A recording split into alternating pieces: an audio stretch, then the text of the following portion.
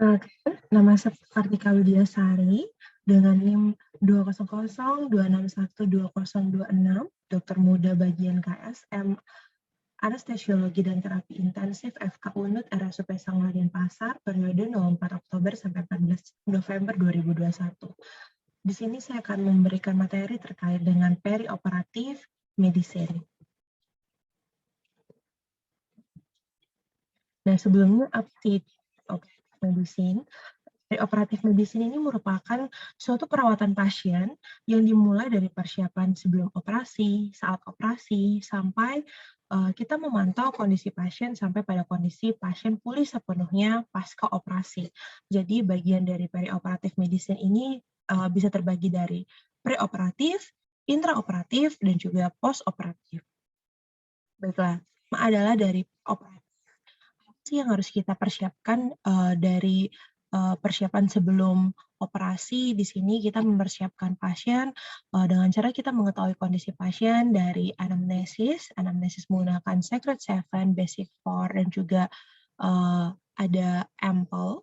Lalu pemeriksaan fisik, kita lihat status generalnya berupa tanda vital, sistem organ, dan kita mempersiapkan airway pasiennya. Lalu pemeriksaan penunjang berupa lab atau berupa darah lengkap, kimia, bisa juga kita melakukan radiologi berupa CT scan, MRI, atau toraks foto atau toraks X-ray, bisa juga kita melakukan EKG. Dan setelah kita melakukan itu semua, kita review kondisi medis pasien untuk menentukan teknik anestesi apa yang akan digunakan, dan kita akan mempersiapkan pasien dalam kondisi yang optimal untuk operasi dengan memberikan beberapa medikasi atau berupa pramedikasi sebelum operasi. Nah, mulai dari anamnesis. Nah, dari anamnesis di sini kita lihat yang pertama adalah dari riwayat penyakit sekarang. Kita bisa menanyakan apa sih keluhan utama pasien. Dari keluhan utama itu kita bisa lengkapi atau kita bisa gali lagi dengan cara Secret Seven anamnesis. Secret Seven anamnesis itu kita tanyakan ada di mana lokasi keluhannya, bagaimana onset atau awitan dari keluhannya, apakah itu tergolong keluhan yang akut atau pasien sudah lama mengeluhkan keluhan itu atau berupa keluhan yang kronis. Lalu bagaimana kronologi awal pasien bisa mengeluhkan keluhan tersebut dan perjalanan penyakitnya sampai hari itu seperti apa, lalu kuantitas dari penyakitnya itu seperti apa, lalu kualitasnya bagaimana.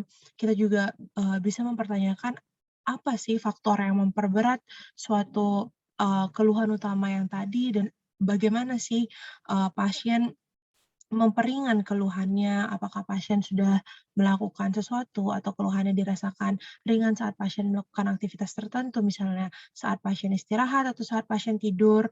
Lalu kita juga menanyakan adakah keluhan lain yang menyertai keluhan utama tadi.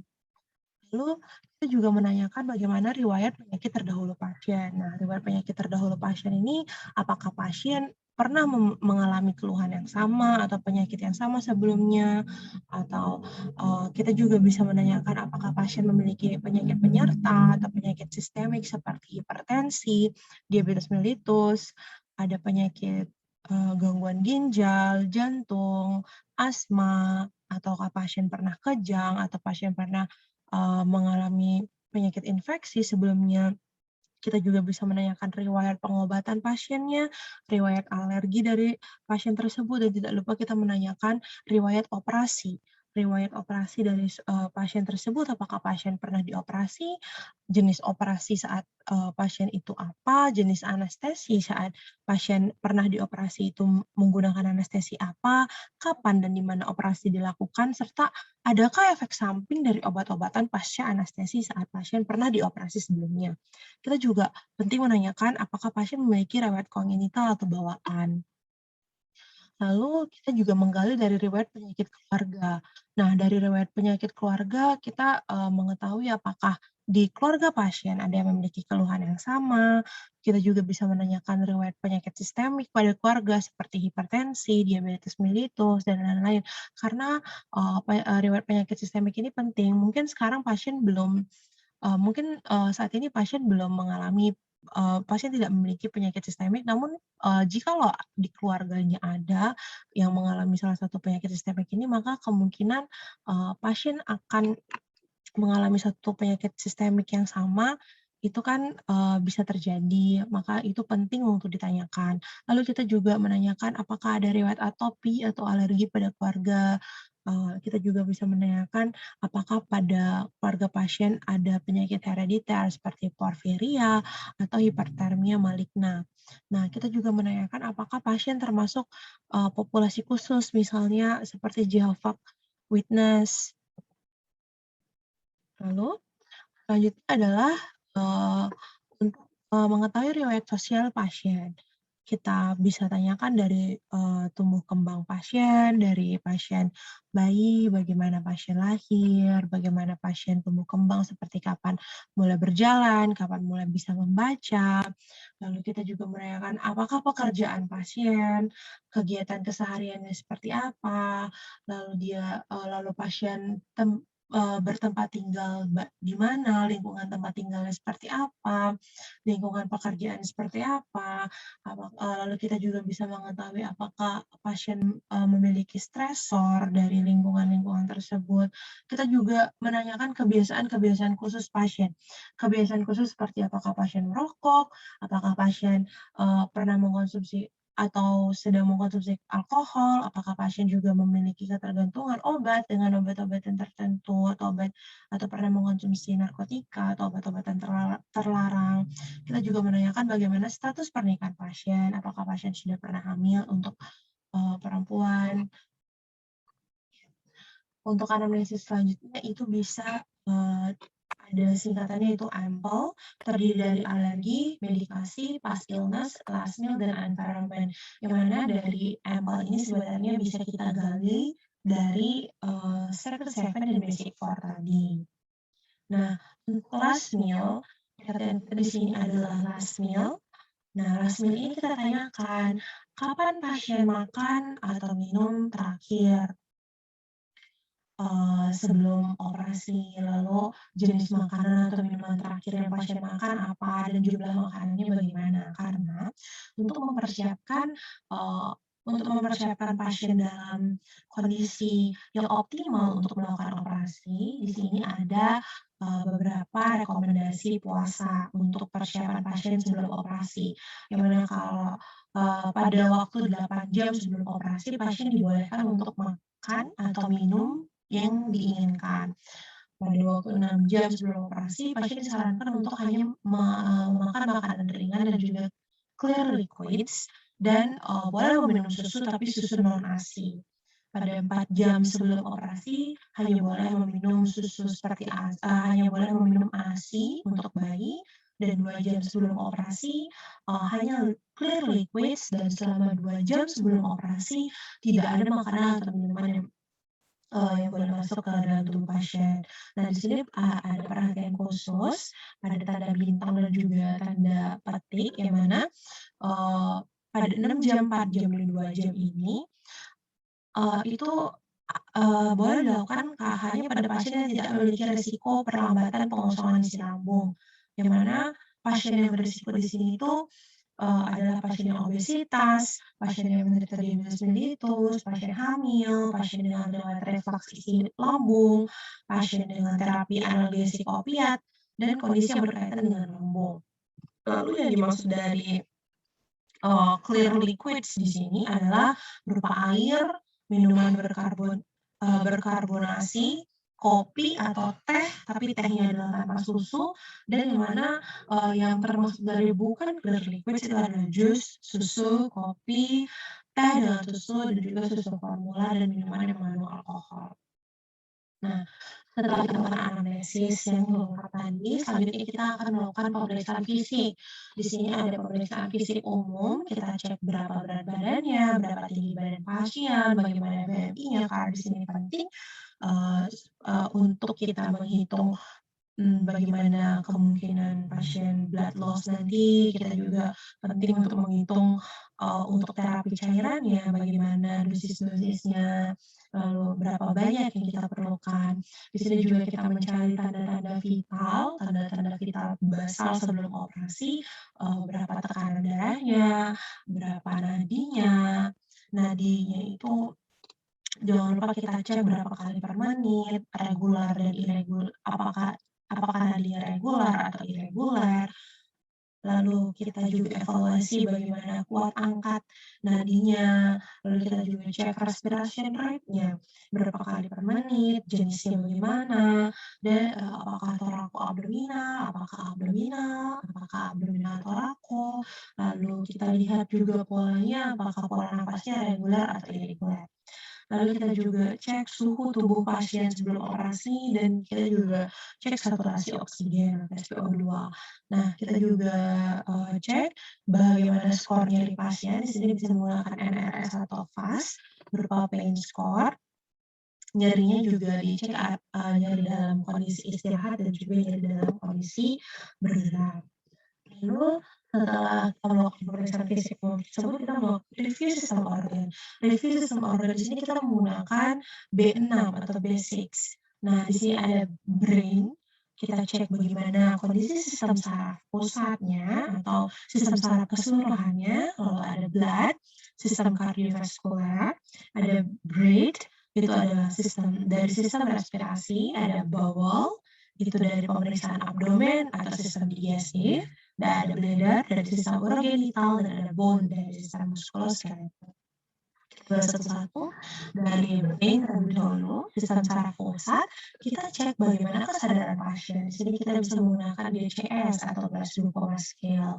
Bagaimana kesadaran pasien, apakah pasien kontaknya adekuat atau inadekuat. Kita juga bisa lakukan pemeriksaan nervus cranialis pada pasien, kita periksa tenaga, tonus, refleks untuk pemeriksaan motorik, kita juga pemeriksaan sensorik untuk mengetahui apakah, pasien di sini ada anggota tubuhnya atau, mengalami analgesia atau hipergeusia dan, pemeriksaan brain atau neuro lainnya bisa berupa mini kognitif untuk pasien geriatri. Nah, gimana pada pasien geriatri di sini, pemeriksaan mini kognitif ini penting karena kita bisa ngecek, apakah setelah diberikan operasi ada, penurunan dari kognitif pasiennya. Kan ada beberapa obat-obat yang digunakan untuk anestesi tersebut bisa menyebabkan, amnesia retrograd sementara gitu. Jadi,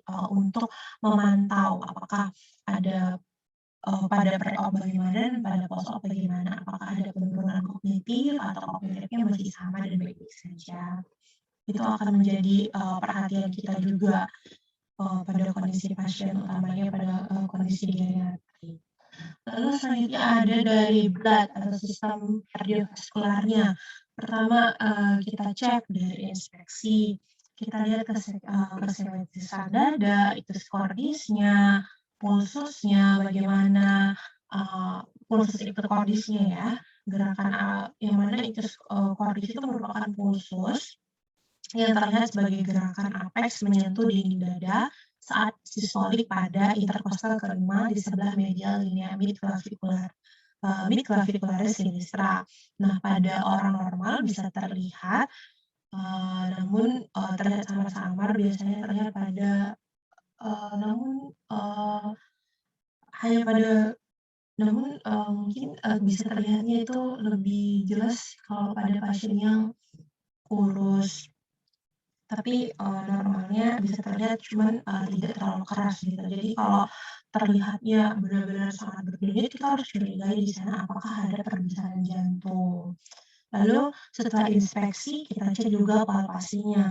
Palpasi di sini juga kita mencari ictus cordis, kita meraba, kita rasakan pulsusnya, lalu kita mengkonfirmasi karakteristik ictus cordisnya dan, untuk jantung di sini kita, fokuskan untuk meraba apakah ada trial jantung atau tidak.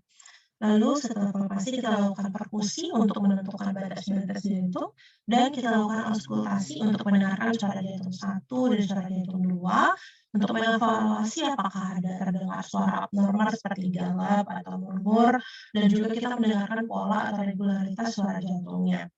Kita juga memeriksa heart rate, itu kita cek bagaimana frekuensinya, regularitasnya, dan kekuatannya. Lalu, breath atau sistem respirasi.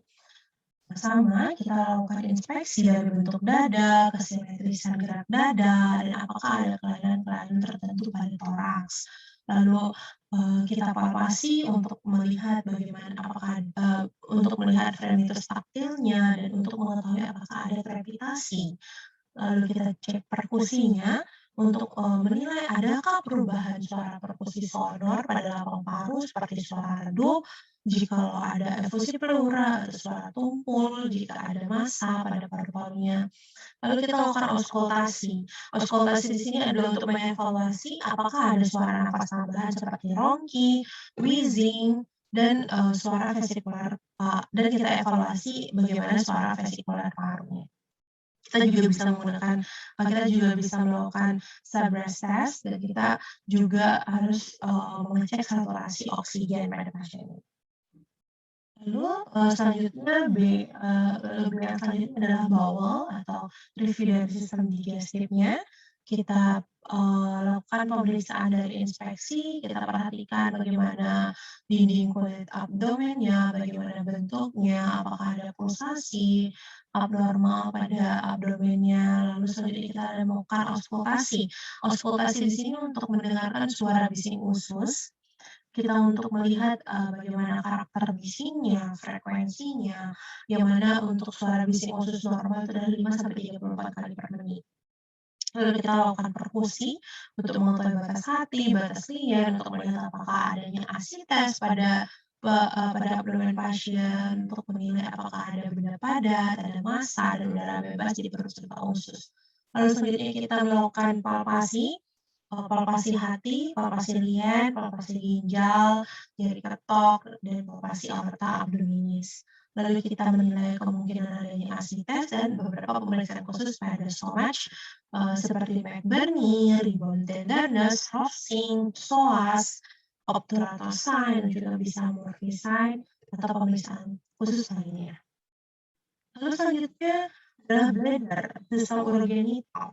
Nah, di sini adalah pemeriksaan suprapubik, terdiri dari pemeriksaan suprapubik berupa inspeksi, palpasi, dan juga perkusi. Kita inspeksi apakah ada kelainan atau benjolan di sekitar area suprapubik pasien, lalu kita palpasi apakah ada nyeri tekan, kita perkusi apakah ada suara peka, seperti dullness di suprapubis, yang mana itu menandakan isi buli-bulinya itu ada di atas 150 cc, yang kemungkinan mungkin akan ada kemungkinan kondisi ini bisa dialami oleh wanita yang menderita kista ovarium. Lalu kita lakukan pemeriksaan nyeri ketok ginjal, kita juga menilai produksi urinnya, kita identifikasi warna dan juga volumenya, lalu pemeriksaan genital berupa inspeksi dan juga palpasi pada daerah genital.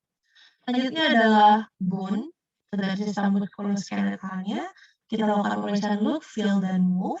Look bagaimana posisi tubuh pasien, apakah ada pembendekan salah satu sisi, apakah ada rotasi, apakah ada dislokasi, apakah ada fleksi abnormal, kelainan postur, bagaimana warna kulit, apakah ada deformitas pada kulit, apakah ada laserasi, bruising, nodul, apakah ada scar. Lalu kita feel, kita saat feel ini kita juga harus mengamati wajah pasien. Nah, perhatikan apakah ada nyeri saat kita raba atau saat kita palpasi. Nah, untuk feel ini kita merasakan soft tissue dan juga kontur tulangnya bagaimana. Lalu selalu bedakan antara kanan dan kirinya. Kita juga lakukan pemeriksaan move atau periksa range of motion dari pasien ini. Kita lakukan fleksi, ekstensi, abduksi, aduksi, internal rotasi, dan juga eksternal rotasi dari ekstremitasnya dan anggota tubuhnya. Selanjutnya adalah melakukan pemeriksaan airway exam. Nah, pemeriksaan airway exam ini penting dilakukan untuk mengetahui kondisi-kondisi pasien, apakah nanti pasien kesulitan untuk diintubasi atau tidak. yang mana, untuk RW exam ini kita bisa melakukan pemeriksaannya melalui dari Malampati score, ada Lemon kriteria, dan juga Lemons kriteria. Oke, ini dari Lemon kita. L, look externally, jadi kita lihat bagaimana kita inspeksi, bagaimana wajah pasien, apakah ada trauma fasial, bagaimana rambut wajahnya, kita juga inspeksi ukuran lidahnya. Lalu E, evaluate the 3-3-2, three stage rule, yang mana itu adalah ini di gambarnya. Di sini adalah jarak incisor distance-nya 3 jari, lalu hyoid mental distance 3 jari, dan thyroid to mouth distance itu 2 jari. Lalu kita cek Malampati score, yang perlu perhatian di sini adalah jika Malampatinya lebih dari atau sama dengan 3, lalu kita lihat apakah ada obstruksi, apakah pasien mengalami epiglottitis misalnya, atau peritonsillar abscess, atau trauma, lalu cek neck mobility-nya bagaimana. Nah, ini untuk Malampati score dia ada 4, kelas 1, 2, 3, dan 4. Nah, pemeriksaan ini bertujuan untuk menilai kemungkinan terjadinya kesulitan intubasi pada pasien. Pemeriksaan dilakukan atau dilakukan dalam posisi duduk tegak, jadi kita meminta pasien untuk membuka mulutnya selebar mungkin dan dengan menjulurkan lidahnya sekeluar mungkin. Lalu kita evaluasi, lihat daerah faring bagian posterior. Nah, jika bagian faring posterior tidak dapat terlihat, maka kemungkinan nantinya akan terjadi kesulitan intubasi. Lalu ada Mons kriteria. Di sini Mons kriteria ini berfungsi untuk mengetahui apakah ada kesulitan dalam ventilasi atau max ventilation assessment. Yang pertama ada M atau max seal.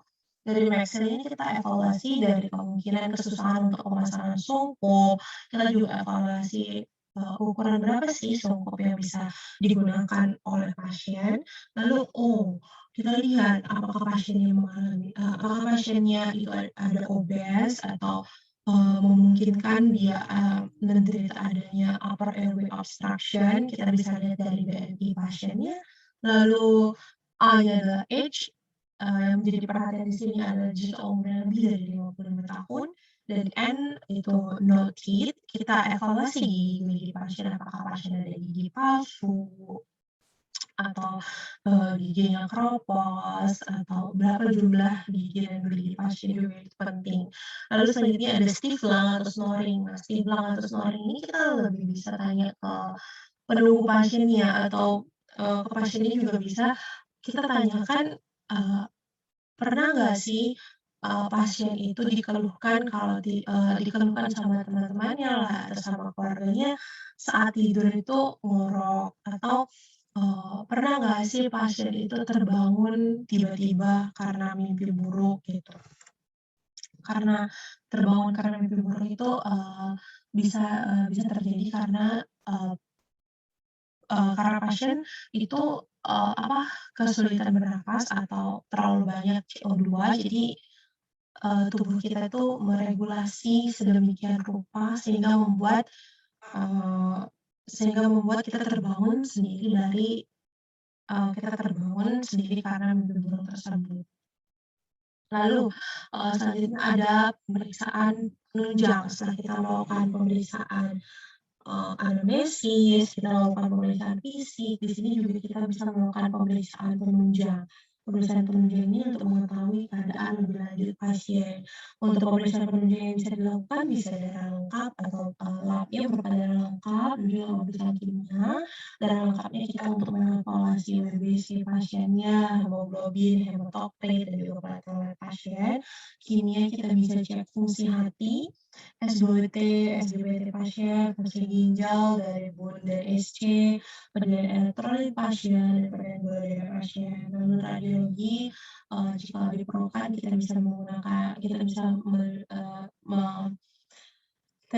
pemeriksaan X-ray, CT scan, atau MRI. Kita juga bisa melakukan pemeriksaan penunjang untuk EKG untuk mengetahui bagaimana irama jantung pasien atau bagaimana aktivitas listrik pada jantung pasien. Kita melakukan semua pemeriksaan tersebut, lakukan kesimpulan kondisi medis pasien. Kita review kondisi medis pasien, lalu kita, pada kondisi-kondisi tertentu kita juga bisa melakukan konsultasi interdisiplin untuk, mempersiapkan pasien tersebut pada, operasi. Nah, kita juga bisa menyimpulkan, suatu kondisi pasien dari pemeriksaan-pemeriksaan tersebut dengan ASA classification. Jadi, American Society of Anesthesiology Physical Status Classification. Ini juga kita untuk memperkirakan, berapa persen mortalitas dari operatif pada pasien ini. Untuk ASA, itu ada ASA 1. ASA 1 merupakan orang sehat yang normal. ASA 2 itu adalah pasien dengan penyakit sistemik ringan hingga sedang tanpa keterbatasan fungsional, atau pasien ASA 1 yang menunjukkan kecemasan dan ketakutan. Nah, untuk penyakit sistemik ringan hingga sedang yang tanpa keterbatasan fungsional di sini contohnya seperti, pasien pasien dengan diabetes mellitus, epilepsi, asma terkontrol baik, ASA 1 dengan kondisi pernapasan, kehamilan, atau ASA 1 dengan alergi aktif. Lalu ASA 3. ASA 3 ini adalah pasien dengan kondisi sistemik sedang sampai berat yang menghambat aktivitas fungsional normal. Nah, contohnya seperti pasien dengan gagal ginjal, dengan dialisis, atau gagal jantung kelas 2, pasien dengan angina pectoris, pasien dengan infark miokard, PPOK, dan diabetes dependent insulin. Lalu ada ASA 4. ASA 4 ini adalah pasien dengan penyakit sistemik parah yang memberikan ancaman konstan terhadap kehidupan atau memerlukan terapi intensif.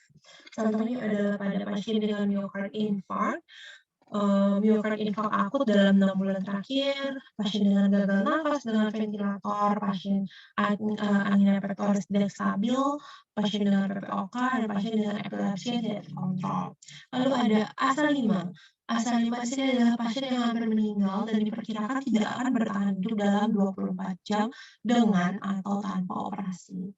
Dan ada ASA 6. ASA 6 itu adalah pasien dengan mati batang otak dan yang akan menjalani donor organ. Dan juga ada E yang ini merupakan prosedur darurat, maka akan diberikan tambahan akhiran I atau emergency. Untuk mortalitas perioperatifnya sendiri bisa dilihat kalau ASA 1 di sini adalah 0,1%, ASA 2 0,12, ASA 3 1,8%, ASA 4 7,8, ASA 5 9,4%. Lalu, setelah menyimpulkan suatu kondisi pasien tadi, kita akan memformulasikan rencana anestesi dan juga risk assessment pada anestesi yang akan kita lakukan. Untuk faktor-faktor apa saja yang mempengaruhi pemilihan teknik anestesi? Di sini ada penyakit komorbid, lokasi pembedahan, keoperatifan pasien, usia pasien, respon terhadap anestesi sebelumnya, posisi pasien saat operasi, risiko aspirasi pada pasien, manajemen antisipasi airway, status koagulasi pasien, dan kita juga harus memperhatikan preferensi pasien. Nah, untuk anestesi sendiri yang bisa dipilih di sini ada tipe anestesi general anestesi, lokal anestesi, dan juga regional anestesi. Untuk general anestesi, ia akan menghilangkan rasa sakit dan refleks otot seluruh tubuh. Bisa dilakukan dengan teknik inhalasi, injeksi, atau campuran injeksi dan juga inhalasi. Lalu ada tipe anestesi lokal. Anestesi lokal ini akan menghilangkan rasa sakit dengan lokasi terbatas.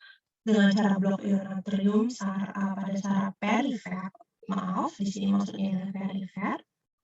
Dan pada anestesi lokal ini pasien cenderung sadar. Lalu ada anestesi regional. Regional ini akan menghilangkan rasa sakit hanya pada satu regio. Jenis anestesi yang digunakan ada anestesi epidural, spinal, dan juga paravertebral. Nah, di sini juga kecenderungannya pasien sadar, namun bisa juga di sini dilakukan kombinasi general regional bisa, general lokal bisa, atau bisa juga dipilih satu-satu saja. Nah, setelah kita memilih anestesi apa yang kita lakukan edukasi atau kita berikan penjelasan kepada pasien dan atau keluarga pasien dengan tujuan kita mencapai pemahaman dan keputusan yang sama antara pasien, dokter anestesi dan juga operator operasi. Kita juga di sini melakukan informed consent. Pasien akan memberikan informed consent-nya kepada kita sehingga saat tujuan itu tercapai. Jadi, kita harapkan, pasien, dokter anestesi, dan juga operator operasi itu memiliki suatu pemahaman dan keputusan yang sama akan, apa yang akan dialami oleh pasien tersebut di ruang operasi nanti. Lalu, persiapan pasien operatif. Nah, untuk persiapan pasien preoperatif di sini kita, ada 2 tipe operasi. Pertama, kita harus mengetahui tipe operasi terlebih dahulu. Ada operasi elektif dan juga ada operasi emergensi. Nah, operasi elektif itu pasien direkomendasikan untuk puasa sesuai rekomendasi yang tadi, yang 8 jam, 6 jam, 4 jam, dan 2 jam sebelum operasi itu udah tidak boleh, makan atau minuman apapun.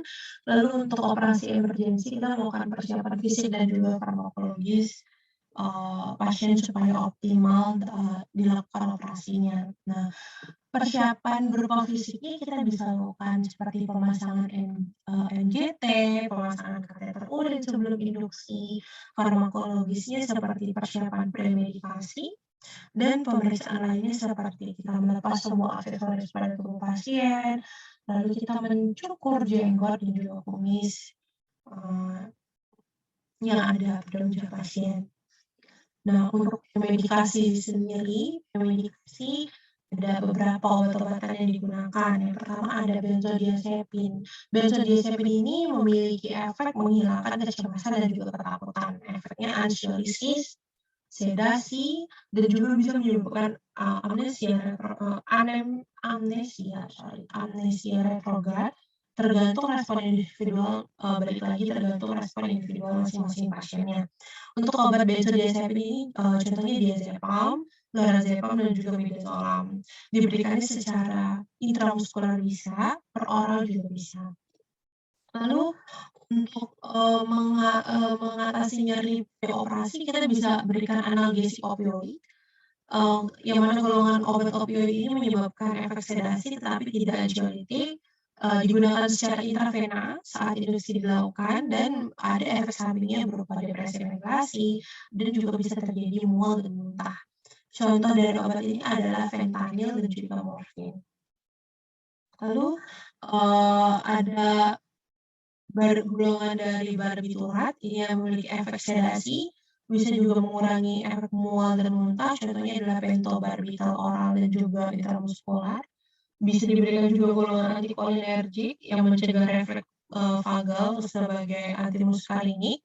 Namun ada efek samping berupa takikardi, contoh dari obat ini adalah atropin. Bisa juga diberikan obat golongan neuroleptik ini berfungsi untuk mengurangi mual dan muntah dan juga ada efek sedasinya. Efek sampingnya berupa hipotensi dan takikardi, contoh obatnya adalah chlorpromazine. Lalu, untuk pencegahan mual dan muntah, kita bisa memberikan metoclopramid atau ondansetron. Nah, untuk pencegahan mual dan muntah ini kita berikan pada pasien dengan skor, PONV yang tinggi, yang mana kita bisa ketahui dari evaluasi. Evaluasi yang bisa digunakan adalah EPSEL score. EPSEL score ini terdiri dari, apakah pasiennya merupakan pasien wanita, tidak merokok, penggunaan opioid pasca operasi, dan apakah pasiennya memiliki riwayat, nausea, vomiting, atau motion sickness sebelumnya. Ini masing-masing kriteria diberikan skor 1. Jadi semakin tinggi skornya, semakin tinggi kemungkinan pasien akan mengalami postoperatif nausea and vomiting. Nah, itu tadi persiapan dari operasinya, lalu selanjutnya saat durasi operasi. Saat durasi operasi di sini kita penting sekali untuk memonitor jalan nafas pasien, ventilasi pasien, oksigenasi, sirkulasi, dan juga suhu tubuh pasien. Nah, dari standar pemantauan sendiri itu ada standar 1 dan juga standar 2, yang mana standar 1 itu dilakukan oleh tenaga anestesi yang berkualifikasi harus berada dalam kamar bedah selama pemberian anestesia atau analgesia, dan standar 2 adalah selama pemberian anestesia atau analgesia, kita harus melakukan monitoring secara teratur, bahkan secara kontinu dari jalan nafas, oksigenasi, ventilasi, dan juga sirkulasi pasien. Baiklah, dari jalan nafas, apa sih tujuannya kita memonitor jalan nafas? Itu adalah untuk mempertahankan keutuhan jalan nafas pasien. Bisa digunakan sungkup atau intubasi trakea, itu dipantau secara kontinu. Lalu, untuk mengetahui apakah pasien itu ada nafas spontan, itu dilakukan pemantauan melalui gejala dan tanda. Apakah terdengar suara nafas patologis, kita lihat bagaimana gerakan kantong reservoirnya, apakah terhenti atau menurun. Lalu, kita juga lihat kembang kempisnya dada atau gerakan dada paradoksal bagaimana. Lalu kita juga cek ventilasinya. Nah, untuk ventilasi di sini tujuannya apa sih? Tujuannya adalah memantau keadekuatan ventilasi. Caranya dengan diagnosis fisik kita lihat naik turun dada, kembang kempis kantong reservoir, auskultasi saluran napas, end-tidal CO2, terutama pada operasi yang lama, kita harus memantau analisis darah untuk nilai tekanan parsial O2-nya. Lalu, oksigenasi, tujuannya adalah untuk memeriksa kadar oksigen atau kadar udara, inspirasi di dalam darah. Umum dilakukan untuk anestesia inhalasi. Kita memeriksa kadar oksigen inspirasi bisa lewat pulse oximetry. Kalau oksigenasi darah kita bisa lihat dari warna darah luka, permukaan mukosa pasien, pulse oksi, dan kita juga bisa nilai dari pemeriksaan analisis gas darah. Lalu dari sirkulasinya, tujuan memantau sirkulasi adalah untuk kita mengetahui bagaimana fungsi sirkulasi pasien, apakah fungsinya adekuat atau tidak.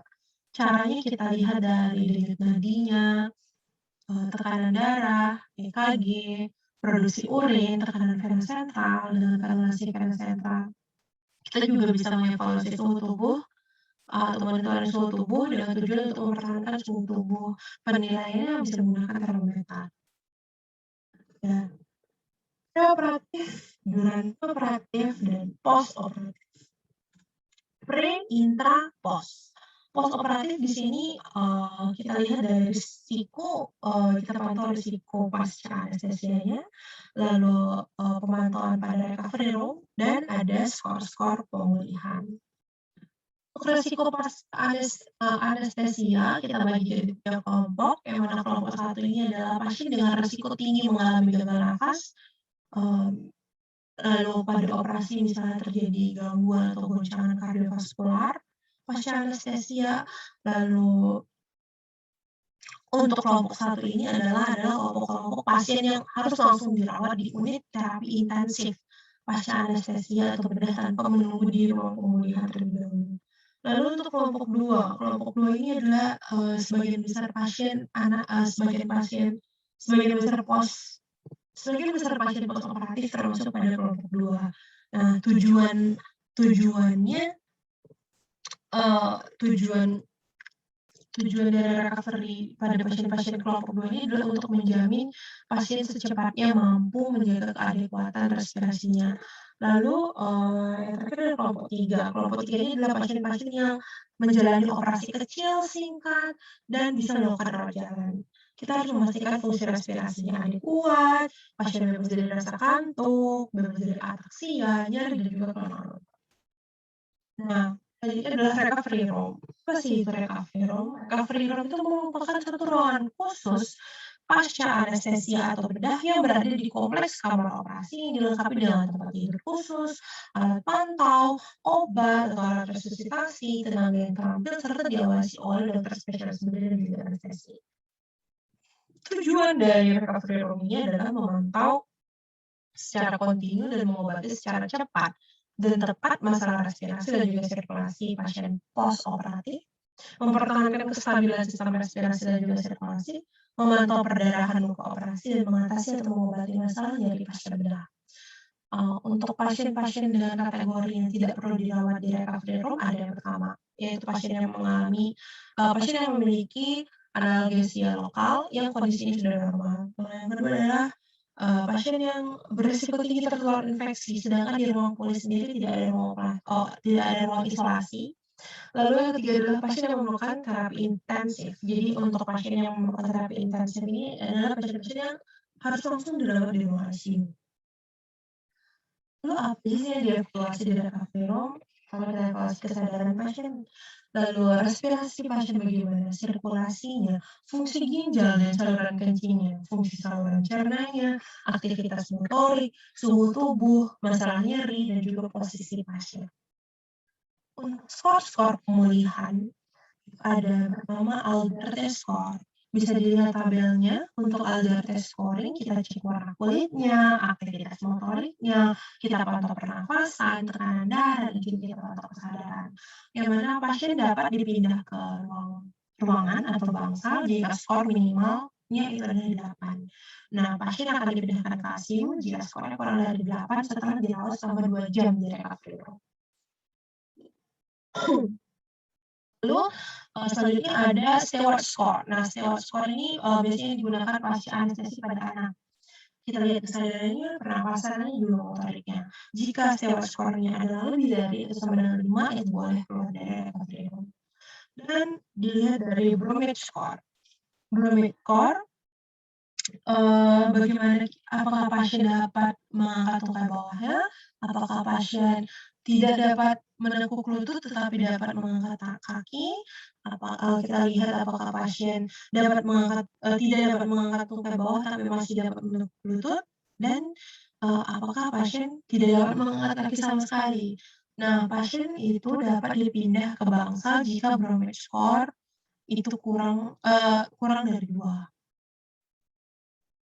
Iya, baiklah sekian dari materi perioperatif medicine kali ini. Saya mohon maaf jika ada kesalahan kata atau kalimat dan juga kesalahan-kesalahan penulisan pada PowerPoint yang telah saya presentasikan. Semoga bisa bermanfaat bagi kita semua. Terima kasih.